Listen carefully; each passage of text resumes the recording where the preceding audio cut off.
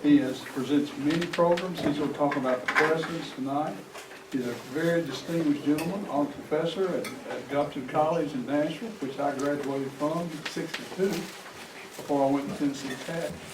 He's a very, very knowledgeable and entertaining speaker and has agreed to come here tonight. So with that, that's the end of the lights. Thanks, Todd. Good evening, everybody. Go ahead and eat your desserts, and if you want to try to turn around or get another shot so you can all see the screen, we'll give you a minute here just to get this up. You might want to move your chair off into the aisle.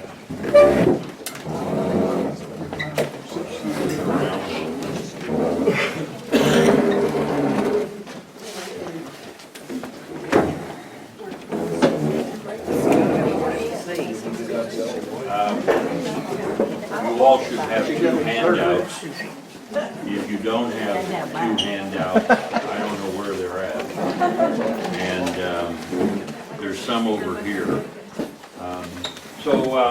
If you're all comfortable, you've got your dessert. This is going to be nice and easy tonight. If you have to get up and do anything, then leave your cell phones on. Any call that you receive is probably going to be much more important than the material I'm going to go over. The kind words that were said about me is always a nice thing to hear. However, somewhat of a stretch because I'm just an old farm boy from Iowa. My dad was a hog farmer up in Iowa, and 50 years ago I became a funeral director, and thank God I did. Right, because I couldn't imagine living my life on a hog farm. However, that's where I came from. Now, this business of spending time with the undertaker tonight, this is probably not what you imagined as a romantic interlude. And I'll give you an example. Now, I've been a funeral director for 50 years. So the point is there's nothing I can do about that now, right? Because it's almost all over.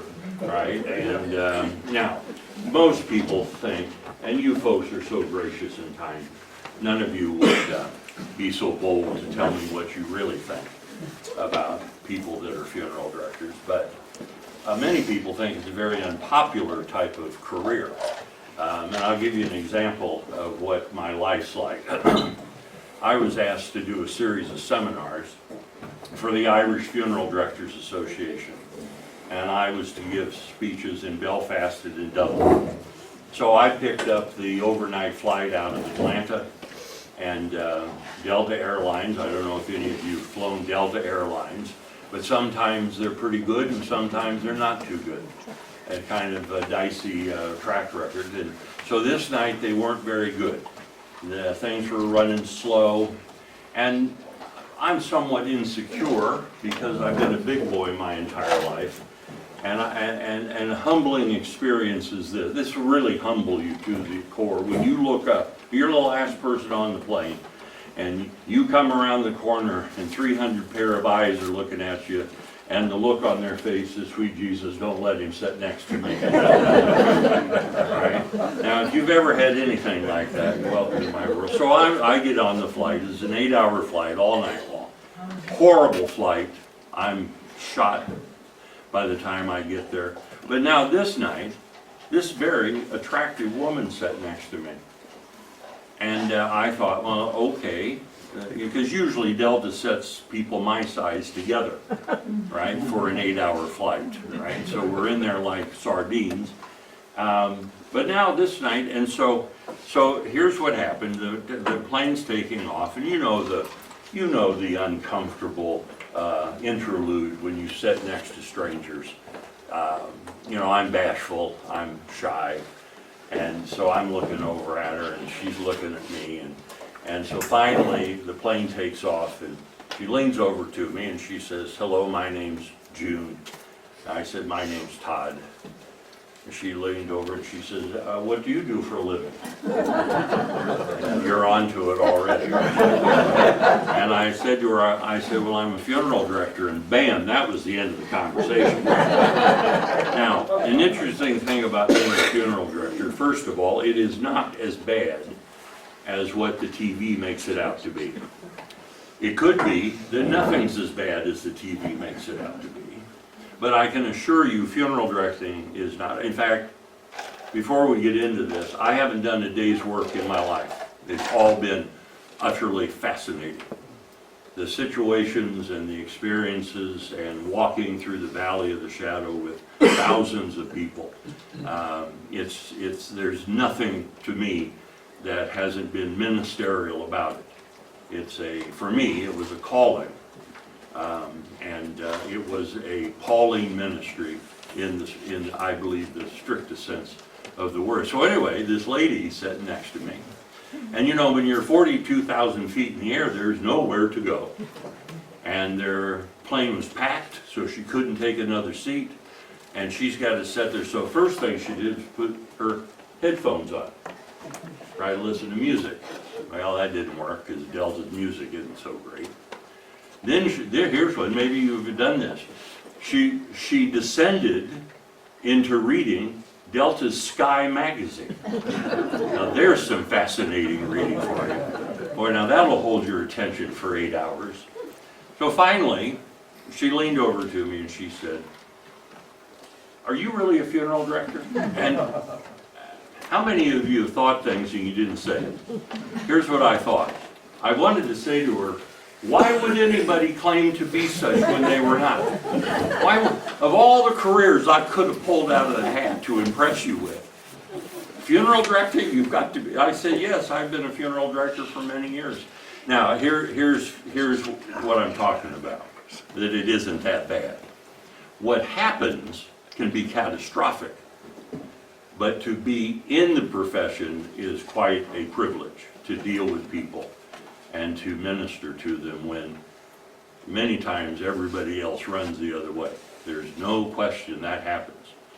And by the time the plane landed, I'd listened to every sorrowful loss experience she'd had in her life. And she'd had a lot of them. She'd been through a couple marriages. She had a bunch of boyfriends dumped her. She had a terrible relationship with her father. He died, and what was said needed to be said never was said. She told me about her pets that had died. She had a lot of pets, and they all had died on her. And that's funny. And so here's what I am as a funeral director. For 8 hours, here she is. She'd look at me and she'd go, and then Fluffy died on me. And I'd go, All right, now that's what I did for 8 hours with her, because that's what funeral directors do real well. It's this stuff. Nope, really. Oh, All right, so we get to Dublin, we go through customs, and I'm not in a good mood. How many of you ever gotten off a plane and not been in a good mood? I try to be Christian, but I'm not really good at that at times. I'm not in a good mood. And she looks at me. She's now calling me Todd. All right. We've gone from the creepy undertaker that I've got to set by on the way to Dublin, which has destroyed my trip, now to Todd. And she looks at me and she goes, "Todd, I want you to meet my husband." Let me ask you this. You guys look such a nice group. Clay Larson told me you're a nice group. How many of you have been asked to meet somebody and that's the last thing you wanted to do? The last thing you wanted to do. So we go through customs and we walk out. Here's this man. Now, I've got a lot more years behind me than I got in front of me. I know that. And I know that I don't look the way I looked when I graduated from high school. But I looked up at her husband. You remember that guy, Fabio? Yeah. It was Fabio was in Dublin. And the more I walked toward him, the more I found myself sucking my tummy in, right, so that I could at least make some type of a... And she looked at her husband and she said, "This is Todd." She goes, "We talked all through the trip." That was an overstatement. She talked, I listened, and then she said, He's one of the smartest men I've ever met. And I didn't say 5 words to her in 8 hours. Now, such is the possibilities of being a funeral director, right? Because that's the world we live in. So another world that we live in is this issue. Now, I don't claim to be an expert at nothing, all right? Nothing. I graduated from seminary, I graduated from college, but it's irrelevant which schools I went to, right? Because in this subject, I don't think experts exist. I think experts want to be called experts, but I don't want to be called an expert. I am like you folks, all right? You probably are experts. I'm not. But I'm assuming since you're here, what we have in common is we all cherish and love history. And I think that is the most powerful asset that a community can have. Because Santana from Harvard, remember the old quote, those who forget their history are condemned to repeat it. And the truth is, I see that already happening as through my life, right? That the history is being repeated to the detriment of individuals. Okay, so the presidency now. Boy, the presidency is in the news all the time. But it's always been in the news all the time. And there's this psychology, and it's very clear through history, that people want to elevate their leaders to positions that are almost superhuman, right? Royalty's done it with kings and queens. Democracies have done it with presidents and governors. And you elevate people into positions that are utterly impossible, right? Because they're human beings. And so when I put this program together, and I gave it up here for Rotary, was it Rotary? Yeah. And I'm giving this quite a bit because there's some stories, and I put 2 handouts out for you about the situations that occur that when bereavement and crisis, not political crisis, no, but personal bereavements and personal crises strike the leader. How does that pole vault and how does that translate into what happens to us as citizens? Right? So we're going to walk down through some of this. This program lasts about an hour, and then possibly you might want to have some questions, and I hope that you enjoy reading the handouts as we go through this. Let me push my clicker here. Okay. All right, now, there's the old 30% statistic. This business of becoming the President of the United States, just from a mortality standpoint, my suspicion is only a fool would want to do it. Just from mortality, because most of them, we've had 45 presidents, 4 of them have been killed, 6 of them have been shot at, 4 of them just dropped dead in office. So now, just 45, now I've already given you 16 examples. All right, so the mortality, the morbidity rate for this job is not impressive, all right? In fact, firefighters and police officers have a less mortality statistic in their job than the President of the United States, all right? So let's just review this a little bit. Okay, so we've had 4 presidents that have died in office, right? The first one was William Henry Harrison. Now, he was the 9th president of the United States, and you've heard the thing, old Tippy Canoe and Tyler too, right? He's Tippy Canoe. He was an Indian fighter up in the Northwest Territory, which is Indiana and Michigan, around in there. And he got elected president. They made a big flap that he was too old. Does that sound familiar? Mm-hmm. Too old to do it, right? And he wanted to prove the critics wrong, because he's a macho guy, see? He's an Indian fighter general. So he gave the longest inauguration address on record, 4,000 words. It took him 3.5 hours to read it. He refused to wear an overcoat, even though it was raining, sleet, and snowing in Washington. He goes back to the White House on March 4th, 1841, and he goes to bed. He wakes up with a chill, and 30 days later, April 4th, 1841, he's dead of pneumonia that he caught at his own inauguration. Right now, the most significant thing that William Henry Harrison did was he died. Right? That was his main accomplishment as president. Right? Next one is Zachary Taylor. Now we're going to swing around on Zachary Taylor a little bit because Zachary Taylor's eldest daughter's first husband was Jefferson Davis. Now we're going to come back to Jefferson Davis, and they were married 90 days. Her name was Sarah Knox Taylor Jefferson, or Davis, and she died of typhoid fever. Jefferson got it too, but he survived it. He was the hero of the Mexican War. He'd never voted in his life for anything. He didn't even vote for himself as president. Right? He goes on July 4th, 1850, and lays the cornerstone of the Washington Monument. These are the days when politicians were long-winded, didn't know when to shut up, and just kept going. Did I mention history repeats itself? All right, and the speeches just, and it's July 4th, the sun's beating down, long-winded politicians want to make their mark. You know, it's like getting on TV, right? A public hearing. I'm going to show everybody what I meant. Well, same thing. They didn't have CNN, but they surely had an audience.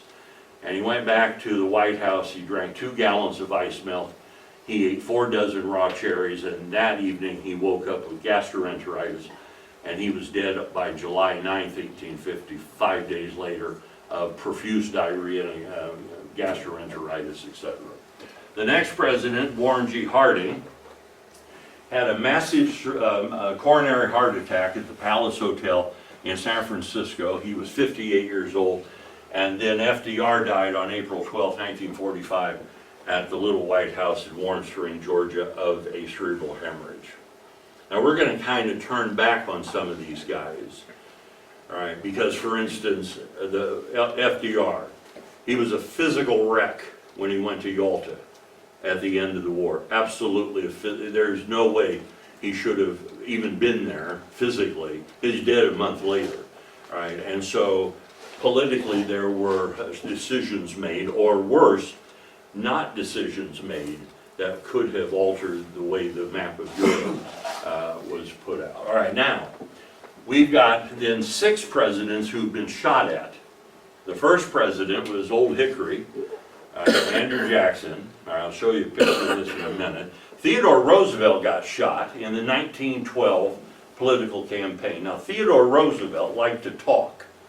He was a talker.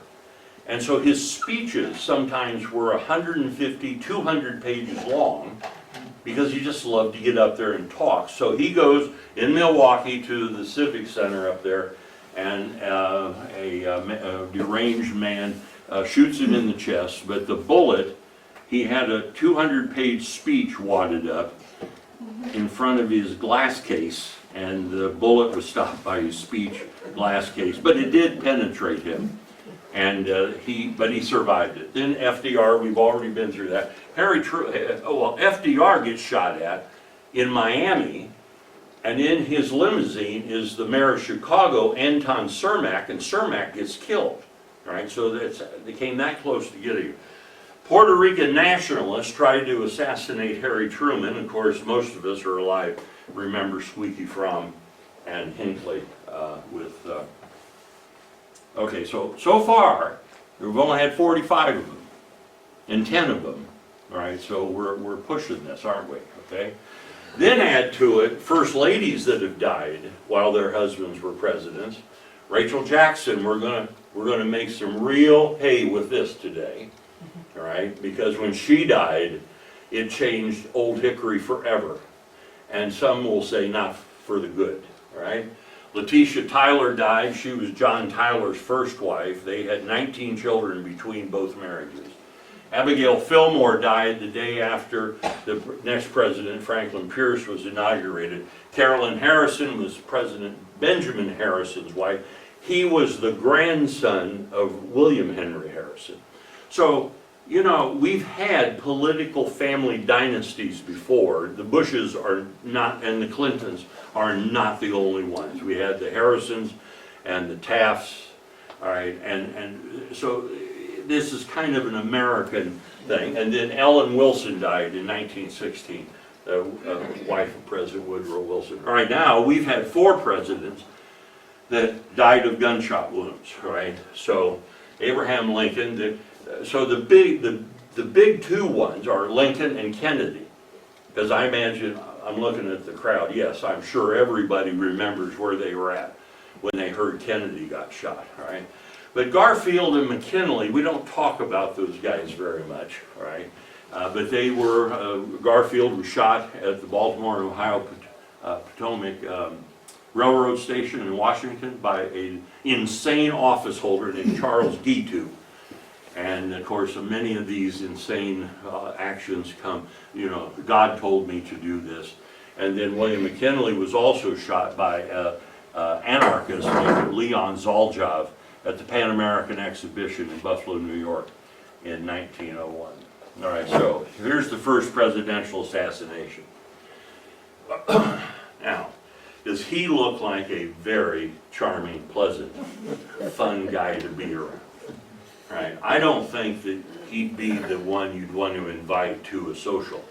That's Old Hickory, Andrew Jackson, at the end of his life, and he was as tough as Old Hickory would, right? He comes out of the United States Capitol, and an insane house painter who's got a bone to pick with him named Richard White has 2 one-shot pistols in his pocket. He walks over to Jackson and he fires at Jackson point blank, and the gun misfires. Jackson stands there. Now Jackson, you know, they said Jackson had so many bullets in him from the Battle of New Orleans and duels that he fought in that he rattled when he walked. Jackson looks at him stunned, and then he pulls out the second pistol and fires, and that one misfires also. The ammunition experts say that's 1 in 500,000 chances that 2 weapons will misfire. So here's the deal, though. One political pundit said Andrew Jackson hated with a passion. If he didn't like you, it was all, forget it. If he liked you, and you'll see this in a minute, if he liked you, he'd go to the ends of the earth for you, all right? And the minute he saw that Richard White was out of ammunition, he took his hickory stick and started to pummel this guy, right, on the Capitol. Okay. Now, there's a problem in presidential history that we never talk about called alcohol, all right? It has caused a lot. Does anybody here know any family that's been negatively affected by booze? Don't put your hands up. Remember Andy Griffith's show, right? You remember Otis Campbell? Right? Otis Campbell, the minute I saw Otis Campbell, I said, that's my Uncle Hans. Because out in Iowa, my Uncle Hans, I love him dearly, he's been gone for 40 years, but he was our town, Otis Campbell, he would lock himself in the town jail, which was behind the fire department. So when I saw this, okay, so I'm not here to be goody two-shoes about alcohol, right? I'm just here to give you a little information that this stuff has taken a toll on presidential actions, right? First president who was negatively affected by alcohol was John Adams. His son, George Washington Adams, was drunk, was a complete alcoholic, and fell off aboard a ship on Long Island Sound and drowned, right? Okay, now, this is unbelievable. You probably have heard about this. John Adams had a daughter named Abigail. They nicknamed her Nabby. And Nabby, who was a beautiful young woman, gets breast cancer. And the Adams family had to confront doing a complete mastectomy on her with, this is, 1813, no anesthesia, nothing. And now she survived the operation, she did. They cauterized, is this horrible? There was a British philosopher called Alfred North Whitehead, and at the end of his life, he said, what are the two greatest things that have been created in the history of the human race?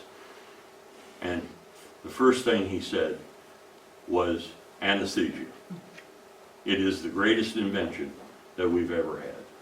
And just to hear this story, right, to imagine going through something like that without anesthesia. All right, but eventually it got her and she died now. The curse of the Adams family with alcohol, this is John Adams' son, John Quincy Adams. He became the 6th president of the United States. So you had the Adams dynasty, you had the Harrison dynasty, the Taft dynasty. Both of his sons died of alcoholism while he was president of the United States. And he wrote a beautiful diary, kept a diary for 42 years, and the entries for the diary when his boys died are very touching. All right, now, this is an early portrait of Rachel Jackson. All right, now, some of you are going to be well familiar with this history because you're Tennessean. Rachel Jackson was married to a man named Louis Robards. Now, they were married in Kentucky. They came to Tennessee. He was a philanderer. And while they're down in Tennessee, her maiden name was Donaldson. And while they're in Tennessee, Rachel Donaldson meets Andrew Jackson. He is, he's a lawyer in Nashville. He's a governor. He's a general, and they just fall madly in love with each other. And Jason Robards tells Rachel that he has divorced her, and she believes him, but she does not see any paperwork. And this is interesting to me. Andrew Jackson didn't ask for any paperwork, and he was a lawyer. It seems to me that was I don't know why he wouldn't have asked for that paperwork, but there was no paperwork. Well, while all this shenanigans of marriage and divorce is going on, the Kentucky State Legislature changes the divorce laws. And it's put a time constraint on how long you gotta wait for a divorce to happen. Rachel Jackson ends up marrying Andrew Jackson while she's still legally married to Louis Robards. It was a Peyton Place mess, right? Do you know anybody whose families are addicted to drama? Right? Family members that'll create a crisis when none is there. That's what this was like. I mean, it was so convoluted. Well, so they get it all straightened out, okay, and they get married and they move to Nashville and build the Hermitage, and the rest is history. All right, now, the problem with that is when Jackson went to run for president. Now, if you think, and you probably know this, but if anybody thinks that the mudslinging that goes on today is new, John Adams got so exasperated with Thomas Jefferson that he called him a hermaphrodite in public. Right now, can you imagine what CNN would do okay. So this idea that our founding fathers were these, John Adams said a great line, he said, we fought like honey badgers to hammer this document out, which we now call the Constitution.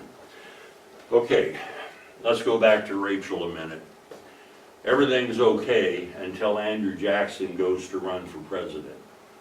Now he runs for president against John Adams. And he loses, and Jackson was not a good loser. And so he just seethed, right? But even during the Jackson-Adams campaign, the Adams people started to zero in on Rachel. And they found out that she had been in a bigamous relationship and marriage with Andrew Jackson, okay? So, they called her a slut. They called her worse. They raked her over the coals worse than they did the old general. And Jackson adored his wife. I mean, and he was incensed and he hated it with a passion. And he never forgot it, because she died of a heart attack at the Hermitage a week before he goes to Washington to be inaugurated. So Old Hickory rolls into Washington with a chip on his shoulder this big against his political pay. All right, so Jackson ends up making a complete fool out of himself over what was called the Peggy Eaton affair. John Eaton was from Franklin, Tennessee, and he ended up as Jackson's Secretary of War. John Eaton was married to a woman named Peggy O'Neill, and everybody in Washington knew she was having a fling with a politician in Washington. Everybody in Washington knew it, everybody except him. Right? Now that's a common theme in history, right? That the leader is the last to find out about this stuff. And when Jackson found out about it, he learned about it because the cabinet refused to socialize with the Secretary of War's wife, Mrs. Eaton. They refused to do it. And so Jackson, hearkening back to what happened to Rachel, he emotionally takes up with her immediately. And he demands that all of the cabinet members' wives socialize with this woman. And every one of them refused. The only one that was nice to her was Martin Van Buren, and that was a piece of cake because he'd been a widower for 40 years. Now wait a minute. It's interesting that Van Buren was the only one that was nice to Peggy Eaton. And Van Buren becomes the successor to Andrew Jackson in the presidency of the United States. And we believe that's no accident. Okay, so the newspapers had a field day because this didn't happen. But here's the cabinet, right? And here's Mrs. Eaton, and there's President Jackson, and he's having her dance for the cabinet. All right, does that offend anybody? That is misogyny, that is male chauvinism, that is epitome. And she was guilty as sin. There was no way around that, okay? All right, so I want to show you some of this. The question always is, now, have you noticed that they've been flinging the 25th Amendment around a lot?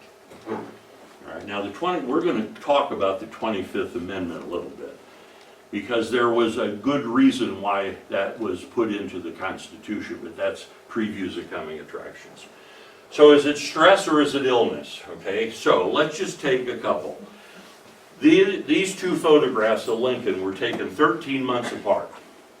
And so the question is, how could somebody, now Lincoln was a slob, right? So we're not looking at his haircut, and we're not looking at how he shaved, right?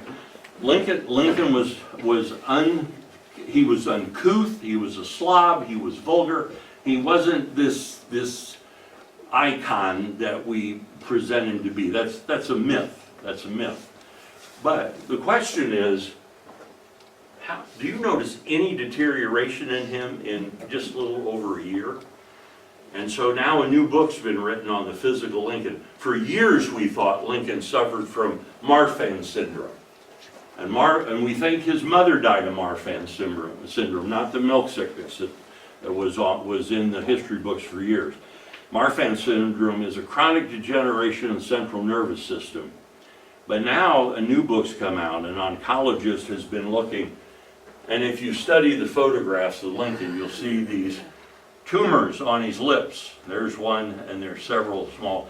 And so the oncologist is of the opinion that he had terminal cancer when he was inaugurated as president, because he was physically just shot and fatigued and depressed, etc. So it could be, we'll never know, that he wouldn't have lived out his second administration. Now this is a striking deterioration in a president. All right, so this is FDR in the early part of 1940. This is FDR the week that he died, in April of 1945, 5 years later. All right, so my wife's a nurse in Nashville, she took one look at that, and she looked at the last picture, and she said he had terminal heart disease. All right, because he lost, but he also smoked 6 packs of Camels a day. All right, and he never, right, so of course that didn't help things at all, okay? All right, now the high risk of getting shot at, right, here's Truman, there's Squeaky Fromm, Manson's going after Ford, Roosevelt, and Reagan, right? Okay, so that's kind of the death stuff.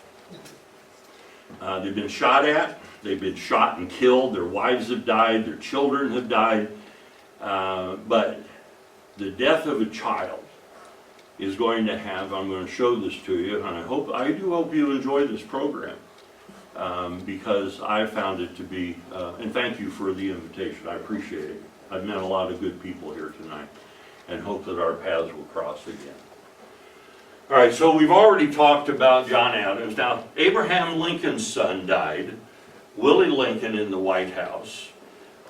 Patsy Jefferson died while Thomas Jefferson was president. And Jackie Taylor lost a child in 1963, 90 days before JFK was shot. She had a baby. Patrick Bouvier Kennedy died at Children's Hospital in Boston. Okay. All right, now this is Willie Lincoln, right, and he gets typhus fever in the White House. Now, everybody got typhus fever from the bad drinking water at the White House, but everybody survived except Willie Lincoln. And on February 20th, 1862, Willie Lincoln takes his last breath in the upstairs bedroom at the White House. Now, Jefferson Davis and Abraham Lincoln could have been polar opposites. All right, now I'm going to pass this on to you. When the war started, the newspapers claimed that one was a tremendous leader. He was going to prevail. He was a military genius, and he had what it had to take to win this war. And they were not talking about Abraham Lincoln. They were talking about Jefferson Davis. All right? Because if you compare the two men, Lincoln comes out, this country bumpkin, who never had graduated from, he didn't go to school a year in his life. He was from the boonies of Kentucky, whereas Jefferson Davis had graduated from West Point. He was a member of a Mississippi Empire plantation family. He had become the Secretary of War under Franklin Pierce. We're going to come back to that in a minute. He'd been a United States Senator from Mississippi. And the prophecy was that Jefferson Davis was the man of the hour. Now, the two things that Lincoln and Jefferson Davis have in common, though, is two things. They were both born in Kentucky, and they both had children die while the Civil War was on. This is Joseph Evan Davis. He was walking on a retaining wall at the Confederate White House in Richmond. The retaining wall's still there. It's about a story high, and he's walking down like kids do, and he lost his balance, and the servants found him with his head scratched on the pavement below. All right, now, what I want to focus in on for the rest of the program is two fairly obscure presidents, but their inaction translated into catastrophes for the American people, right? Franklin Pierce and Calvin Coolidge. Okay, so Franklin Pierce, and this is his wife Jane, okay? Franklin Pierce was this hail well-meant fellow. His favorite pastime was going to the tavern with his chums and drinking too much. He was in the Mexican War. They said he got wounded, but then some people said he fainted and fell off his horse out of fear. And he was from New Hampshire, right? And he was this great guy. He wasn't an intellect by any means. He graduated from Bowdoin College, and his very best friend was Nathaniel Hawthorne. They were classmates at Bowdoin College. So here you got this guy. Have you ever seen Odd Couples? You remember that show, The Odd Couple? In social psychology, the epitome of an odd couple is when a convict marries a librarian, right? Okay, what two worlds are going to collide here, right? Well, these were the odd couple. This is Jane Appleton Pierce, and her father was the president of Bowdoin College, and he was one of these Puritan, strict, Calvinistic clergy. You know what I'm talking about? You're going to burn. If you smile and have a good time, you're going to burn. The Lord doesn't want you to be happy, right? And she took that and ate that and slept it and drank it, etc. And these two get married, okay? They have 2 children, and the children now die very, very soon, right? And actually, infant mortality was the expected norm, right? Babies were not expected to live.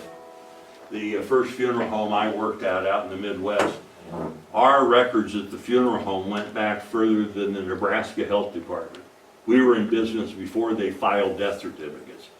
So we were getting genealogists calling us all day long trying to track down, etc. So we looked at like August of 1895, and that mortuary had done maybe 100 funerals, and 35 of them were children, right? Infant mortality was off the chart, right? Because they didn't understand germ theory, etc. Okay, now, the stability of Jane Pierce, right? Now you're going to see Mary Lincoln goes through the same thing, right? That her mental stability decreased with each death of a child. Now, I lost a child in 1977, and I can tell you, it will challenge your mental stability. It isn't just a walk in the park. And if you know any of friends of yours who also have lost children, you know that this is a wound that they may learn to maintain it and live with it. But if you lose your parents, you've lost your past. If you lose your spouse, you've lost your present. If you lose your children, you've lost your future. In fact, and I know I'm maybe overdoing this, we have a name in the English language for you if your husband dies. It's called a widow. And we have a name for a man if his wife dies. We call that the widower. Can any of you tell me what we call a parent who's lost a child? The pain of that is so profound, the English language has never, ever come up with a name for it. All right, so here's Jane in 1853. Here she is 10 years later. Now, by this time, all 3 of her children have been killed.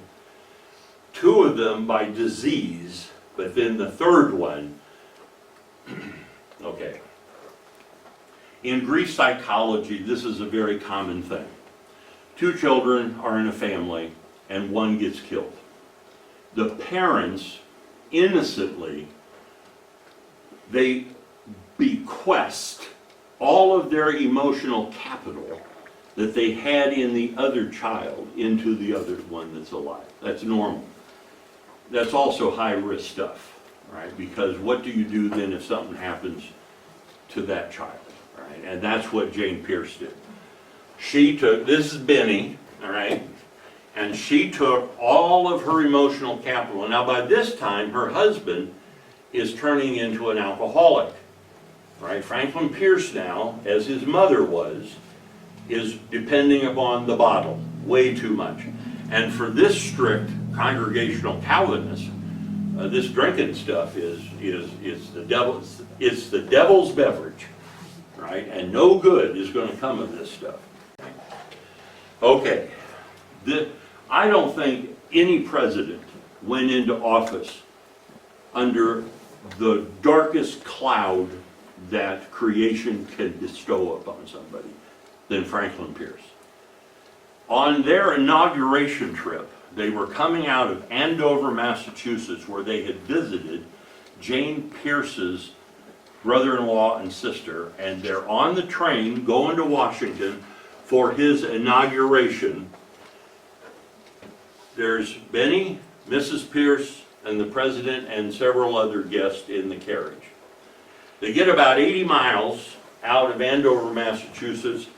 The carriage that they're in jumps the tracks, goes down a 100-foot cliff, and when all the dust is settled, everybody's okay, except Benny Pierce.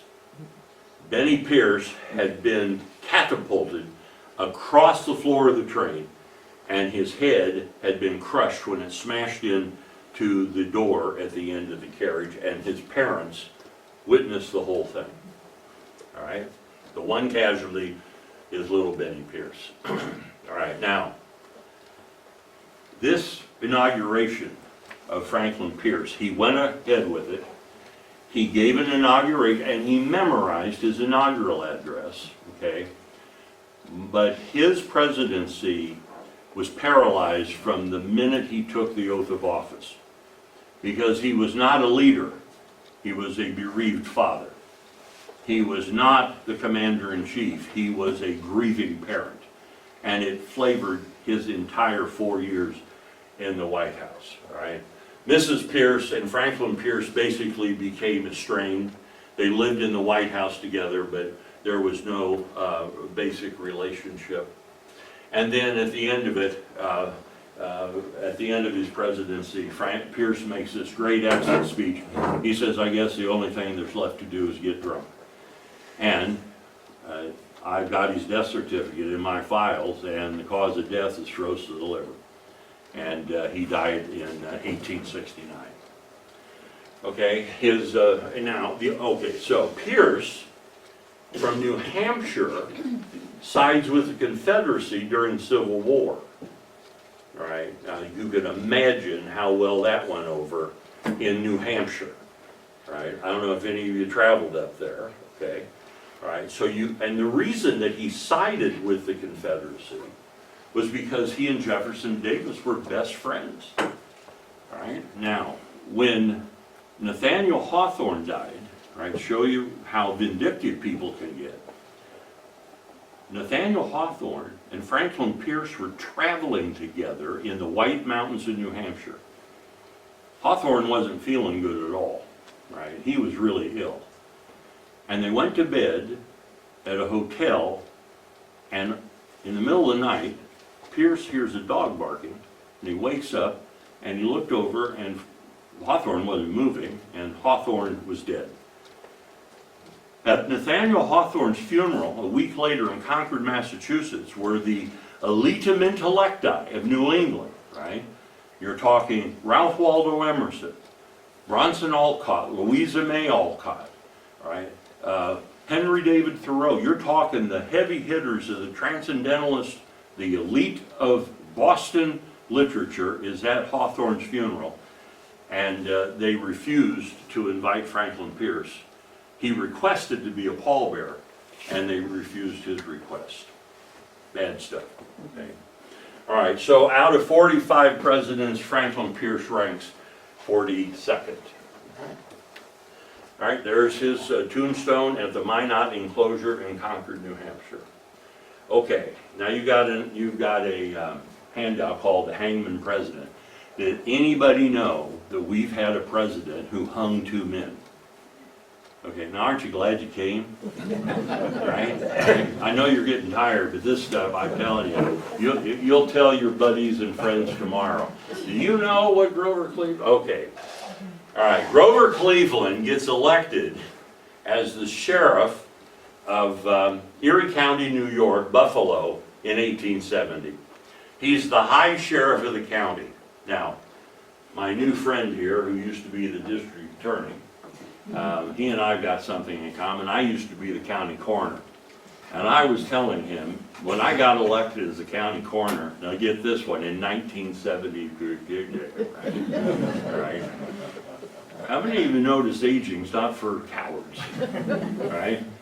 It was the most miserable 4 years of my life. When I won, I was happy, and when I got out of it, I was thrilled, right? It was a tough job, right? Because you're dealing with murders and you're dealing with suicide. It was a tough job, and you had to go tell the families what was going on. So Grover Cleveland gets to become the high sheriff of Erie County, New York. And he runs into this two almost simultaneously, two guys in Buffalo, all right, Patrick Morrissey and John Gaffney. John Gaffney, they get in a fight in a bar, drunken brawl, and the matricide is more, he kills his mother with a butter knife, and he's in a drunken rage. And these, you know, this isn't O.J. Simpson trial, right? These things aren't going to go on for months and have teeth. This was a couple weeks, and the judge said, this is it, and you're going to be, and so it fell to Grover Cleveland to spring the trap. Now, Grover Cleveland did it. He could have hired a surrogate for $10. He could have done that, but he didn't do it, because he was devoted to duty, right? But now this is his last photograph, and one of his legacies, before we get into what really happened to him, was that he was instrumental in stopping hanging as a form of capital punishment in New York State. It ended in 1886, okay? Now, of course, I don't know, and maybe you folks can see some irony in this. They stopped hanging and they moved to the electric chair. So I don't know if it's robbing Peter to pay Paul or what. All right, so here's the deal now. Cleveland was 5 feet 6 inches and weighed 270 pounds. His friends called him Uncle Jumbo. Now, he wasn't the heaviest president we've ever had. William Howard Taft was at 336 pounds, was the biggest president. But Cleveland was a bachelor. Now, you're going to have to put your thinking cap on here because this is a little salacious. Probably ought to be very careful of how I describe this within the sacred grounds that we're on. Cleveland loved to go to beer gardens in Buffalo. He's a bachelor, right? And his favorite food, this was what he ate all the time. He loved wedding sausage, copious amounts of beer, plates of pierogies, sauerkraut, and cigars. What do you think of that diet? Now, when I'm a naughty boy, I think that's really great, right? But my wife, no, 1,800 calories, you've got to watch that stuff, all right? Okay, now, in the midst of this, Cleveland has a law partner called Oscar Folsom, and Oscar Folsom has a daughter, Frances Folsom, who's 25 years younger than Cleveland. As a matter of fact, when Oscar Folsom gets killed in a carriage accident, Grover Cleveland is made her legal guardian. Got the picture? Got the picture. Okay. You ever seen any romantic shenanigans going on? Not up here and there, I'm sure.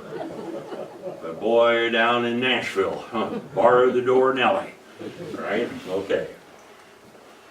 Okay. Grover Cleveland marries Oscar Folsom's daughter. And it's the only presidential wedding to ever happen in the White House. So there you got it, right? He's got a child bride. Okay, not too bad, huh? They have a baby called Baby Ruth Cleveland, and the Mars Candy Bar Company, she was so popular as a baby, presidential baby. She was so, like the little royal baby, what's his name, Archie? Right, Archie now is all over the world, and so they named a candy bar after her, right? People think that the candy bar is named after Babe Ruth, the baseball player. Baby Ruth's named after President Cleveland's first daughter, Ruth Cleveland, all right? Now, so here's President Cleveland when he's going into politics, and this is him as an old man who has suffered and survived cancer, okay?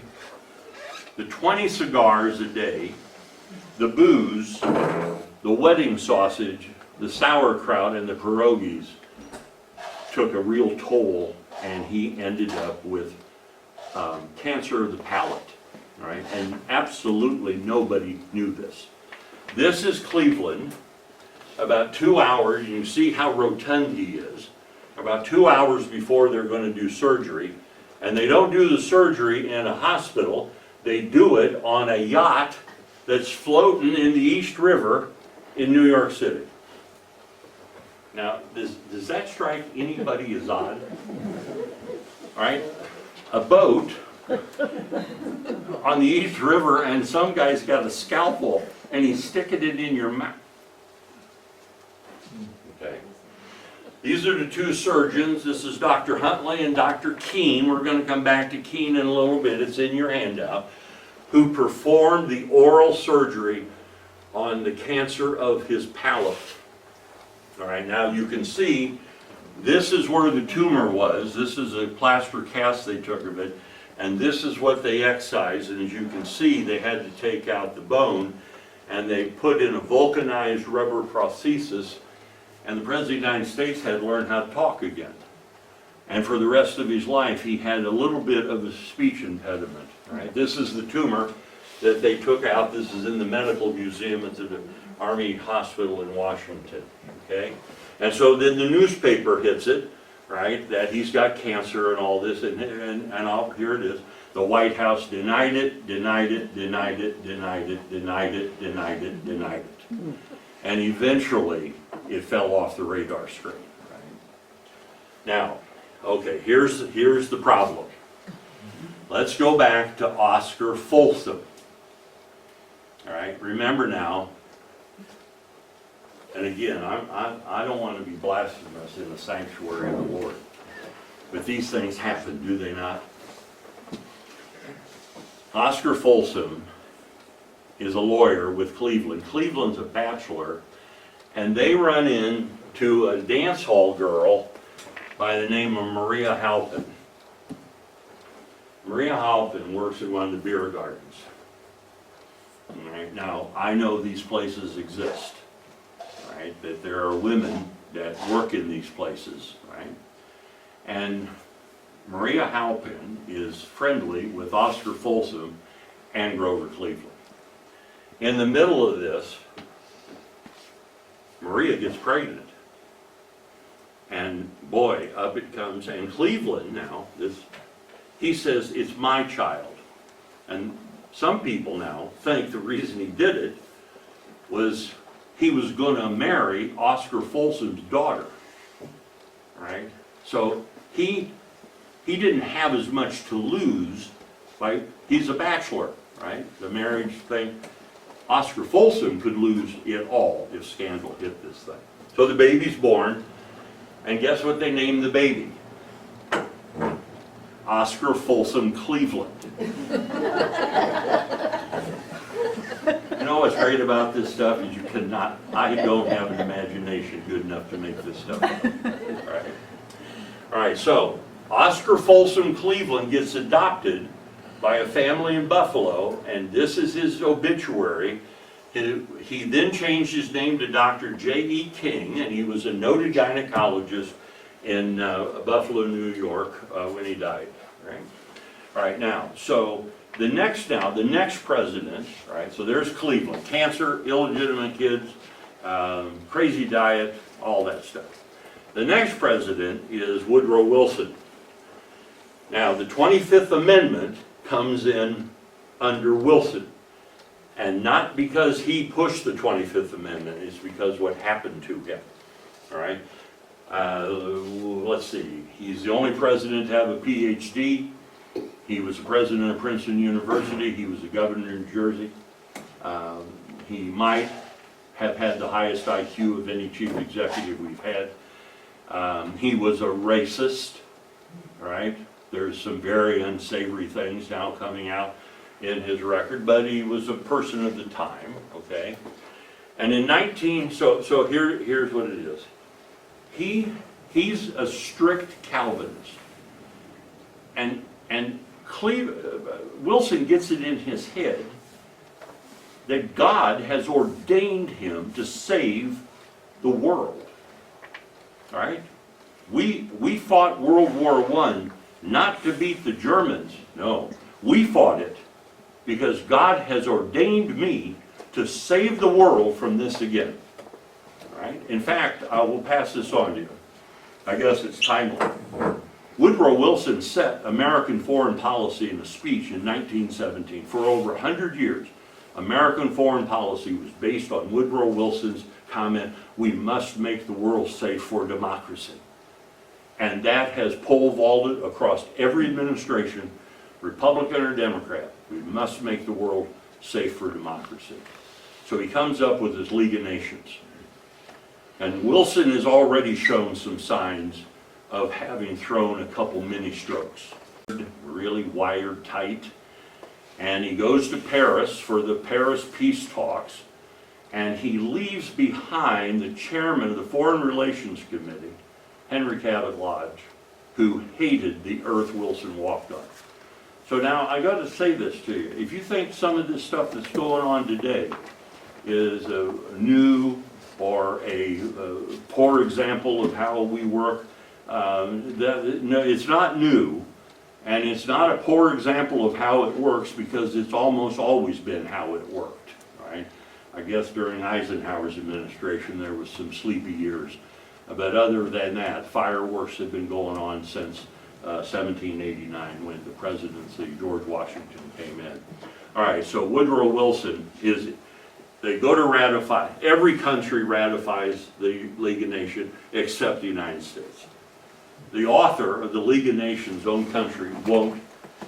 Wilson just freaks over this thing. And he decides to go to the American public. He's going to have rallies. He's going to get rallies together across the country. And he gives 100 speeches a month. And he goes to Pueblo, Colorado. And he goes back to his train car. And that's his first stroke that he suffers. He suffers a massive stroke, which debilitated him for the rest of his presidency a week later after he got back into the White House. Now, he was paralyzed on his left side. This is a staged photograph for the newspapers. If you look at Mrs. Wilson, she is leaned right up against him. And she is holding him up in his chair. Because if she wasn't there, he would have just gone right out of the chair. Wilson, after he had his stroke, was so discombobulated, he instructed his own Democratic senators and congressmen to vote against the League of Nations. The very thing that the 14 points of peace, the very thing that he came up with. Okay, so when after Wilson died, the 25th Amendment was put in. And that was basically, the president can be taken out of office by these physical incapacitations,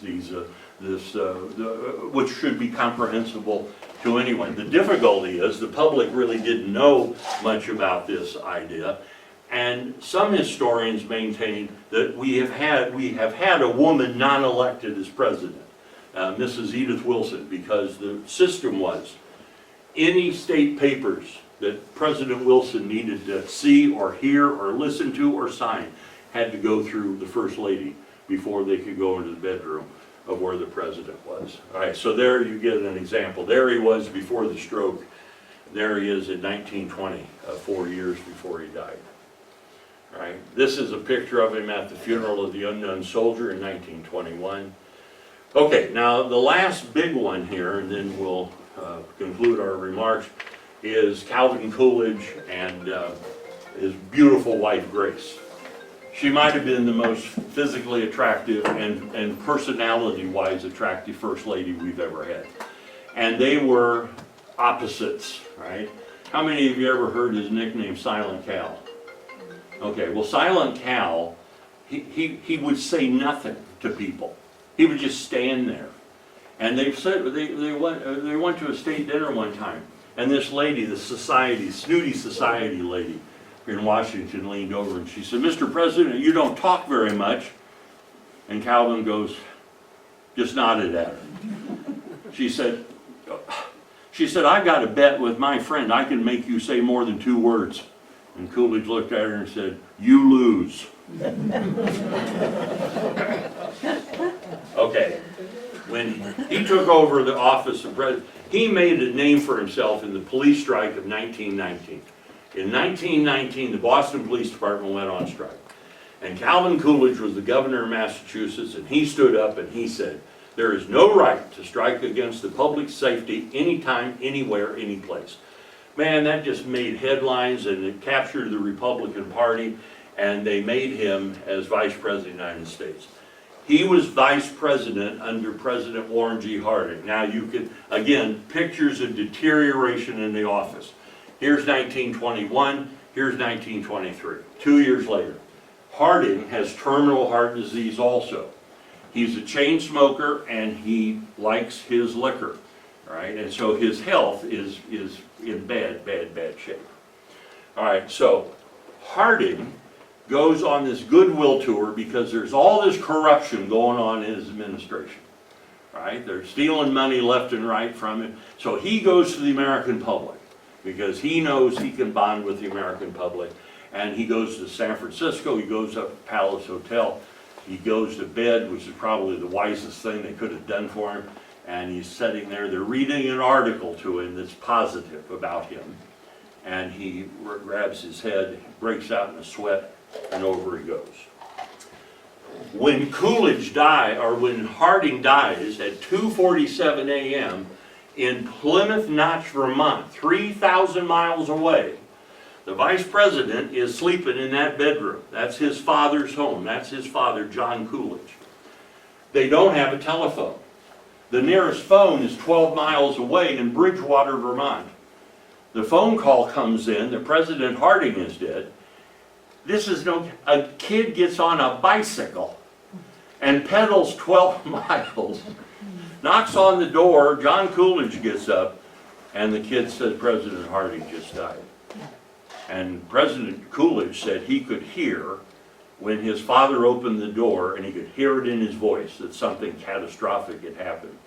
And he came downstairs. Now, John Coolidge was a notary public in Plymouth Notch, Vermont. And so, at 3 o'clock in the morning, this is the only time this has happened, a father inaugurated his son as President of the United States because that is legal in the United States Constitution. A notary can do that, elected official. And the parlor looks just like that at the time. Okay, so here he is, very happy man. All right, the wonder couple, Mrs. Coolidge is radiant, etc. And then they have two boys, John Coolidge, here are the boys, and Calvin Jr. Now, when I was president of a little college in Boston, I served on the Coolidge Memorial Foundation for 7 years out in Plymouth. And I spent some time with John Coolidge. He died in 1993. But he was a tremendously interesting human being, and he was one of the main promoters of the Coolidge Memorial Foundation that takes care of the Coolidge homestead. So here's the president now in his farming gear. He's going to baseball games. He's dressing up like Indians out in South Dakota. He's doing what presidents all do, all right? Okay? In 1924, he runs on his own campaign, and the campaign slogan was "Keep Cool with Coolidge," right? And he had a landslide victory. Landslide. Just John W. Davis ran against him, and it was a no-brainer. Coolidge was well thought of. As a matter of fact, when Coolidge was president, only 2% of the United States population paid income tax. 98% of us wasn't even on our radar screen to pay that, okay? All right, so here it is, right? Landslide victory. This is Inauguration Day, and he's looking for, and here's the deal. Coolidge was an outstanding administrator, right? I mean, he was the guy that dotted the I's, crossed the T's, and while Harding's administration is fraught with corruption, once Coolidge took over, you never heard a thing about that, right? He was a master with the press, he was engaged, and here's the other thing. This is just my personal opinion. People have asked me, what is the single most important characteristic for a president to possess? And I have an answer for that. It's character. And Coolidge had character coming out of his ears. He was honest, he was not dramatic, he wasn't a showman, he saw, now you may disagree with this, he took the Constitution's description of the role of the chief executive very seriously. And here's the role. The chief executive is to administer the will of Congress. They are to be an administrator, like an administrative assistant, so to speak, right? All right, and he took that very seriously. Okay, here's Calvin Coolidge Jr. Now what's interesting was this kid looked like the president, but had his mother's personality, right? Bubbles, right? Just all over the place. John, right, looked like his mother, but had his father's personality. I mean, I would sit next to John Coolidge at a banquet, and he never would say one word to me, right? He just, all right, so here's Coolidge, the president. Boys, you're going to go to Mecklenburg, Pennsylvania, and you're going to pick tobacco this summer. And there they are, picking tobacco, the president's boys. And a famous line, one kid said, you know, if my father was president of the United States, I sure wouldn't be out here picking tobacco. And Calvin Coolidge literally said, if your father was my father, you would be out here picking tobacco in the summertime. Okay. Family photographs together, all right, the boys are growing up, they're getting ready to go to college. This is the last photograph. This is taken the day of the tennis match. Okay, all right. The tennis court on the south lawn of the White House. This is the old Treasury building. June 30th, 1924. Calvin Coolidge Jr. goes out to play tennis with his brother John. I don't think his brother John ever got over this. He put on sneakers but didn't have a sock on. And he comes back into the White House and there's a blister on his big left toe. Right. The blister turns into septicemia. There are no antibiotics. They take him to Walter Reed General Hospital. Dr. Henry Woodring is the White House surgeon. There is absolutely nothing they can do for him. Right? He's 16 years old. Okay? And he dies of septicemia, blood poisoning. Right? Now, this took Coolidge, all right, and it just shattered him. Now, it just didn't get him down that he lost somebody significant. This permanently, psychologically scarred him, and I'll show you the outcome that we think happened. Here is the funeral, right, in Plymouth Notch. This is the Christian church in Plymouth where the funeral was at. And this is a photograph taken of Coolidge a week after the funeral was over. All right, that look captures what's going to happen for the next 4 years. Remember, Coolidge had just been inaugurated president when the boy died, okay? All right, and he wrote in his autobiography, he said, when he left, the power and glory of the presidency went with him. And Coolidge fell into a depression that ended up, he would sleep 10 to 12 to 14 hours a day. He would take a 4-hour nap in the afternoon. But you can't be the president and take 4-hour naps and not have something start to happen, right? Okay, so while he's battling depression and sleeping, Wall Street is wide awake. And there are no constraints. There's no pulling the reins back on them, right? And they are having a field day out there. And while he's fishing and sleeping and battling his depression, the country's being pole vaulted to a depression that will permanently change this country forever, okay? All right, in 1928, he got out while the going was good.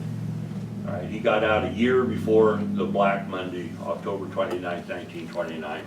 And all he did, here's what he did when his press conference was this. He went to his typewriter and with carbon paper, he put in 28 sheets and he pounded out, "I do not choose to run" in 1929. He took scissors and cut them all out. There were 30, and he went out and he goes, "Gentlemen," and he turned around and went back in his house.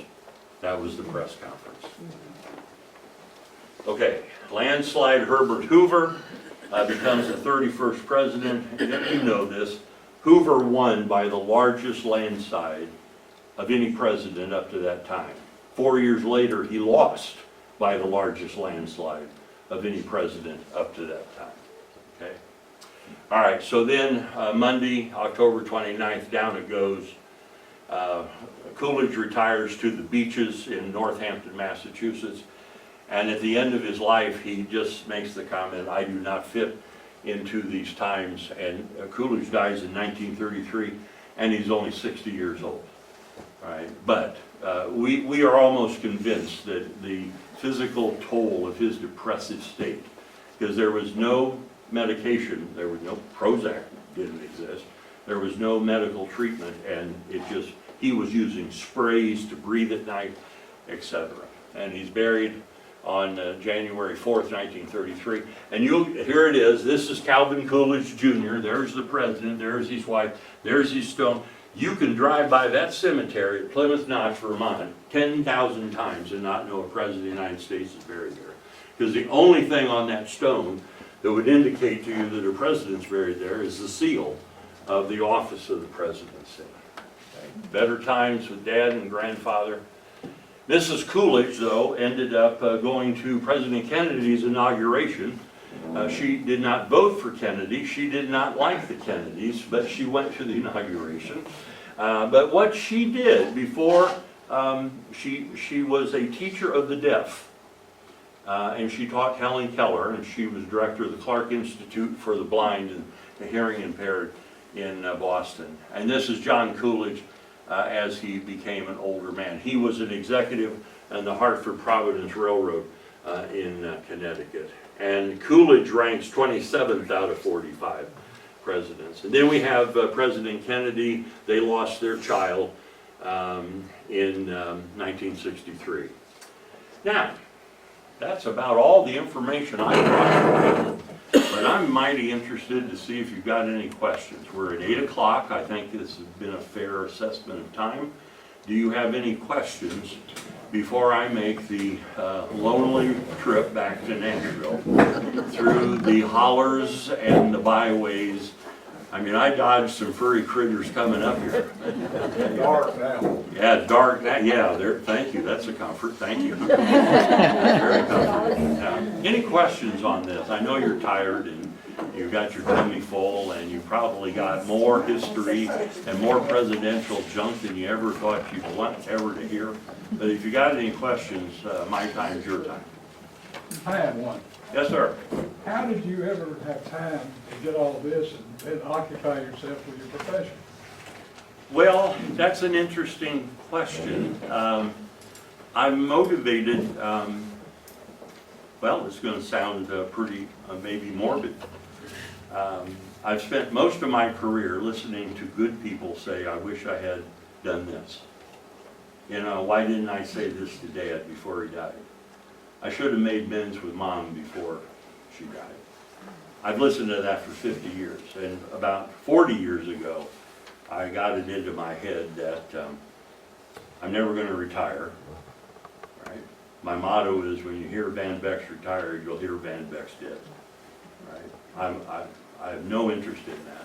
Don't begrudge anybody else to do it. But I've got now a fairly cushy job. I'm at a college. I'm at a college. I'd set my hours and go in on Saturday and Sunday, and nobody screaming at me about overtime. And you know, so the other side of it is that I have a mission in my life. I've been blessed with that. I've had a worthy ideal in my life to be a caretaker of the dead and a caregiver to the living. I thought those two were manifestly important because the dead can't take care of themselves. They cannot do it. And when we see what the Nazis did to the Jews and how they treated their bodies, I think that is enough ethical violation to show the importance of what we do. And then caring for the living, that never ends.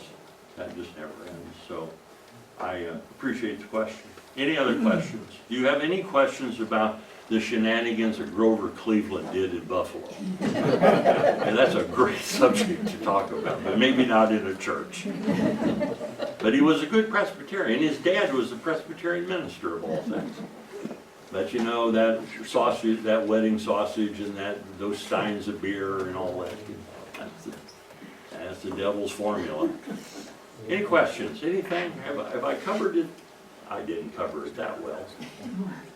Okay. Very interesting. Friday night, God bless you all. No, Safe. who would you, all the presidents, that you studied them all, Yeah. who's number one? Well, administratively, the greatest president we had was James K. Polk. All right. We've only had one, now this is kind of pitiful, isn't it? We've only had one president who made 4 campaign promises, and by the time he left office, he'd accomplished all 4 of them. That's it. We've only had one out of 45.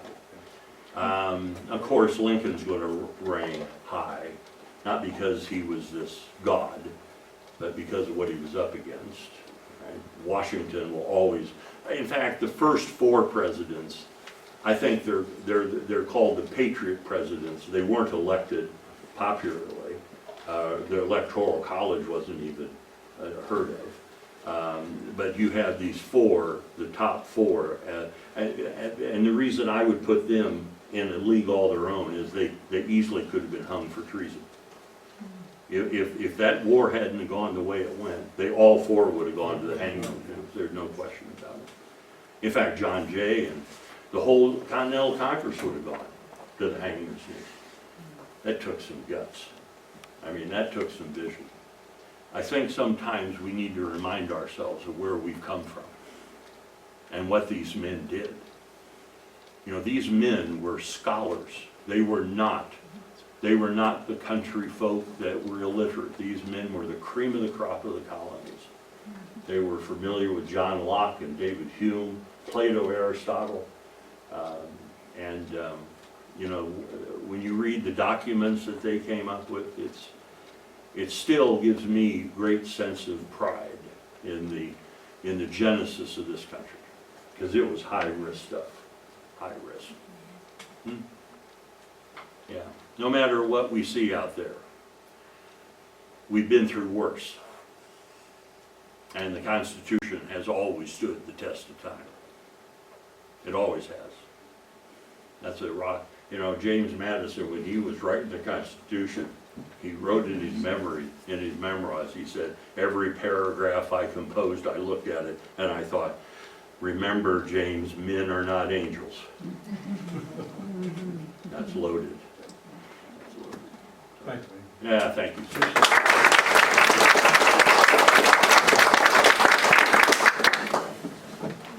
Thank you. Business meeting, Melissa, do you have anything?